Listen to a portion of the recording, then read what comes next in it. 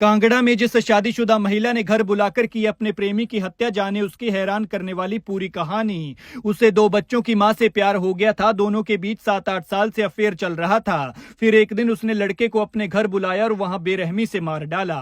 वो उसे इतना प्यार करता था कि बदन पर उस महिला के नाम का टैटू गुदवा रखा था। 26 दिन बाद लाश मिली तो ऐसी हालत में था कि बदबू आ रही थी। शरीर का कुछ हिस्सा जला हुआ था और सड़ने लगा था। प्रेमिका ने उसे अपने घर बुलाकर मारा, फिर मायके गई, फिर वहां से एक शादी में पहुंची, सबको साथ लिया, फिर लाश ठिकाने लगाने के लिए जगह ढूंढी, सुनसान जंगल तलाशा, फिर लाश कंबल में लपेटी और ढांक से फेंक दी। सबूत मिटाने के लिए उसकी जैकेट और चप्पलें जलाई। अपनी तरफ से तो उन्होंने पक्का काम कर दिया था, लेकिन एक गलती मरवा गई। उसके पास नीशू की एक निशानी रह गई। बाद में पता चला कि उसे कुदाल से वार कर मारा गया था, फोन तोड़कर कहीं और फेंका गया था ताकि पुलिस को गुमराह किया जा सके और सबूत मिटाए जा सकें। अब कुदाल चाय के बाग में मिली और टूटा हुआ मोबाइल पुल के नीचे। जांच की तो पता चला कि वारदात में पति से लेकर जीजा तक सारा परिवार शामिल था। पूरी कहानी जानेंगे तो हैरान रह जाएंगे आप।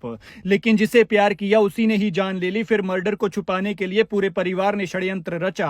हालांकि अब 33 दिन बाद इस पूरी मर्डर मिस्ट्री का राज खुल गया है। ये कहानी मल्लिका शेरावत और इमरान हाशमी की बॉलीवुड मूवी मर्डर से कम नहीं है। और इस क्राइम थ्रिलर कहानी की तरह जब परत दर परत खुलती है तो हर कोई हैरान है। मामला हिमाचल प्रदेश के कांगड़ा जिले के पालमपुर का है। दरअसल इस कहानी की शुरुआत होती है 18 जनवरी की रात से। आधी रात को पंकज अपनी पड़ोसी शादीशुदा प्रेमिका नीशू से मिलने के लिए उसके घर गया था। दोनों बीते 9 साल से एक दूसरे के साथ रिलेशनशिप में थे।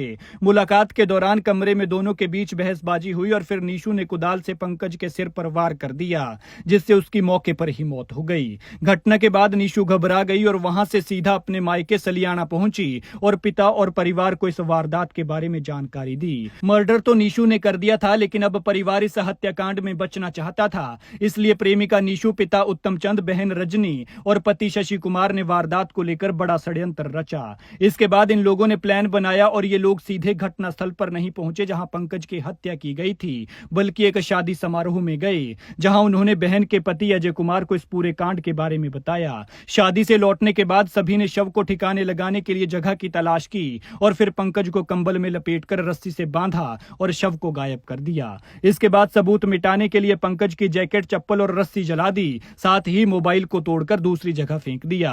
पुलिस के लिए यह मर्डर मिस्ट्री सुलझाना आसान नहीं था, क्योंकि सारे सबूत मिटा दिए गए थे, लेकिन पुलिस की जांच फिर भी लगातार जारी थी। इसी बीच टेक्निकल सबूतों के आधार पर पुलिस ने मृतक के पड़ोस में रहने वाली उसकी प्रेमिका नीशू कुमारी, उसके पति सुशील कुमार और नीशू के पिता उत्तम चंद को शक के आधार पर पकड़ा। इसी बीच पुलिस थाना ज्वालामुखी के एक जंगल में एक अधजली अज्ञात बॉडी मिली। इसे पहचान पाना मुश्किल था, क्योंकि एक तो ये अधजली थी और दूसरी सड़ चुकी थी। पुलिस ने जांच की तो पता चला कि ये कोई और नहीं बल्कि वही पंकज है जिसे उसकी प्रेमिका ने मारा था। पंकज को आधा जलाकर फेंका गया था, लेकिन जिस तरह से उसकी पहचान हुई उसकी वजह भी कोई और नहीं बल्कि उसकी प्रेमिका नीशू ही थी, क्योंकि पंकज के पास नीशू की निशानी रह गई थी। उधर पकड़े गए आरोपियों से पूछताछ में पता चला कि नीशू बाला ने पंकज को 18 जनवरी 2025 को अपने घर बुलाया था। हालांकि इस दौरान नीशू का पति घर पर नहीं था। ऐसे में नीशू ने लोहे की कुदाल से पंकज के सिर पर वार किया। दोनों के बीच बहसबाजी हुई बताई जा रही है, जिसके बाद उसकी मौके पर ही मौत हो गई। आरोपियों ने लाश का कुछ हिस्सा भी जलाया और इसके बाद कंबल में लपेटा और रस्सी से बांधकर जंगल में ढांक से नीचे फेंक दिया।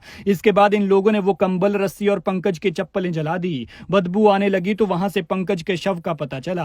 पुलिस ने बताया कि सभी आरोपियों ने सबूत को नष्ट करने की कोशिश की थी ताकि उन पर शक न हो, लेकिन जांच करते हुए फोरेंसिक टीम ने अलग अलग जगहों से सबूत जुटाए हैं। जांच में यह भी पता चला है कि मर्डर केस में 3 आरोपी अजय, रजनी और अभिषेक पर पहले से ही नशा तस्करी के मामले दर्ज हैं। नीशू और पंकज एक दूसरे के साथ 8-9 साल से रिलेशनशिप में थे।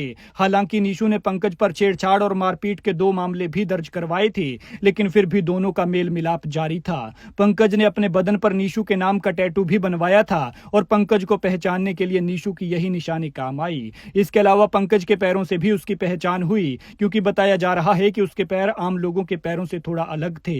वहीं घटना के बाद शव को जब पालमपुर लाया गया तो काफी हंगामा हुआ था। परिजनों ने शव को हाईवे पर रखकर जाम कर दिया था। हालांकि अब पुलिस ने इस मर्डर मिस्ट्री को सुलझा लिया है और आरोपियों को गिरफ्तार कर लिया है। वहीं जिस कुदाली से पंकज की हत्या की गई थी वो टी गार्डन से बरामद की गई है और उसका मोबाइल फोन तोड़कर पुल के नीचे फेंका गया है, जिसे भी बरामद कर लिया गया है।